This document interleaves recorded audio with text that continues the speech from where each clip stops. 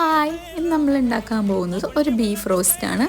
അതിനായിട്ട് നമുക്ക് ആദ്യം ആവശ്യമുള്ളത് കുറച്ച് മുളക് പൊടി, മഞ്ഞൾപ്പൊടി, മല്ലിപ്പൊടി, മീറ്റ് മസാല, ഉപ്പ്, വേപ്പില. ഇവയെല്ലാം നമ്മൾ കഴുകി വാരി മാറ്റി വെച്ചിരിക്കുന്നു. നമ്മുടെ ബീഫിലോട്ട് ഈ മുളക് പൊടി, മഞ്ഞൾപ്പൊടി, ഉപ്പ്, വേപ്പില, മീറ്റ് മസാല ഇതെല്ലാം നമ്മളിട്ട് നല്ലോണം ഇതിൽ നമ്മൾ മിക്സ് ചെയ്ത് നന്നായി തിരുമ്മി യോജിപ്പിച്ചെടുക്കണം. എന്നിട്ട് നമുക്കിതൊരു കുക്കറിൽ വെച്ച് വേവിച്ചെടുക്കാം. നമ്മൾ കുക്കർ വെക്കുമ്പോൾ സിമ്മിലാണ് നമ്മൾ ഫ്ലെയിം ചെയ്യുന്നതെങ്കിൽ നമുക്ക് അത് ഒരു വിസിലേയും ഓഫ് ചെയ്യാം. നമ്മൾ ഫുൾ ഫ്ലെയിമിലാണെങ്കിൽ ഒരു 3, 4, 5 വിസിലൊക്കെ കഴിഞ്ഞ് അത് ഓഫ് ചെയ്ത് മാറ്റി വെക്കാം. പിന്നെ നമുക്ക് ആവശ്യമുള്ളത് സവാള, ഉള്ളി, വെളുത്തുള്ളി, ഇഞ്ചി, പച്ചമുളക് ഇത് ചതച്ച് മാറ്റി വെക്കണം നമ്മൾ.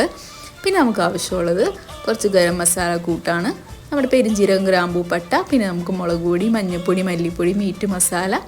ഒരു പാൻ വെച്ച് അത് ചൂടാകുമ്പോൾ വെളിച്ചെണ്ണ ചേർത്ത് ആ വെളിച്ചെണ്ണ ഒന്ന് ചൂടായി കഴിയുമ്പോഴേക്കും നമ്മൾ നേരത്തെ ചതച്ച് മാറ്റി വെച്ചിരിക്കുന്ന സവാള, ഇഞ്ചി, പച്ചമുളക്, ചെറിയുള്ളി, വെളുത്തുള്ളി ഇതെല്ലാം നമ്മൾ ആ പാനിലോട്ടിട്ട് ഒന്ന് ഇത് ഇളക്കി ആവശ്യത്തിന് ഉപ്പിട്ട് ഒന്ന് നമ്മൾ ബ്രൗൺ കളറാവുന്നത് വരെ ഇതൊന്ന് നമ്മളൊന്ന് വാട്ടിയെടുക്കണം.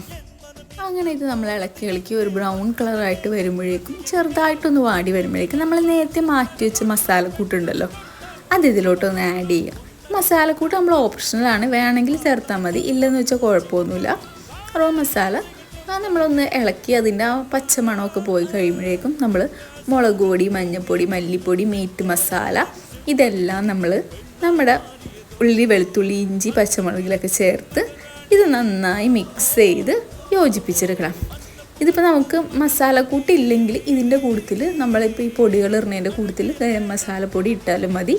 ഇത് നന്നായി നമ്മൾ അരപ്പൊക്കെ ഒന്ന് പാകത്തിന് മിക്സാക്കി കഴിയുമ്പോൾ നമ്മൾ നേരത്തെ വേവിച്ച് മാറ്റി വെച്ച ബീഫുണ്ടല്ലോ ആ ബീഫും ആഡ് ചെയ്ത് നല്ലപോലെ ഒന്ന് ഇളക്കി യോജിപ്പിച്ച് മസാലയൊക്കെ അതിൽ പിടിക്കാൻ പാകത്തിന് നമ്മൾ ഇളക്കി യോജിപ്പിച്ചെടുക്കാം. ഇത് നല്ലപോലെ ഒന്ന് ഇളക്കി ഇതിൽ യോജിപ്പിച്ച് കഴിയുമ്പോൾ നമുക്കിനി ഒരു എരിവ് കുറവാണെങ്കിൽ നമുക്ക് ആവശ്യത്തിന് ബീഫിന് എപ്പോഴും കുരുമുളക് ഇടുന്നത് നല്ലതാണ്. ആവശ്യത്തിന് നമുക്ക് എരിവിന് കുരുമുളക് കൂടി ആഡ് ചെയ്യാം. കൂടുതൽ നമുക്ക് കുറച്ച് വേപ്പിലയും കൂടി ഇടാം. നേരത്തെ വേവിക്കാൻ നേരത്തെ നമ്മൾ കുറച്ച് ഇട്ടതാണ്, എന്നാലും ഒരു ഭംഗിക്ക് കുറച്ച് വേപ്പിലയും കൂടി ഇട്ട് ഇത് നന്നായി ഇളക്കി യോജിപ്പിച്ച് നമ്മുടെ വെളിച്ചെണ്ണ നന്നായി തെളിയുന്നവരെ ഇതൊന്ന് സിമ്മിലിട്ട് നല്ലപോലെ ഇളക്കി യോജിപ്പിച്ച് നല്ലോണം വെളിച്ചെണ്ണ തെളിയണ വരെ നമ്മൾ ഇളക്കി ഇങ്ങനെ എടുക്കണം. നന്നായി നമ്മുടെ ബീഫ് റോസ്റ്റ് റെഡിയായി വന്നിട്ടുണ്ട്. നല്ലോണം വെളിച്ചെണ്ണയൊക്കെ തെളിഞ്ഞ് വന്നിട്ടുണ്ട്. ഇന്ന് നമുക്ക് ഒരു പത്തിരിയും ബീഫും കൂടെ കൂട്ടി കഴിക്കുകയാണെങ്കിൽ സൂപ്പറായിരിക്കും.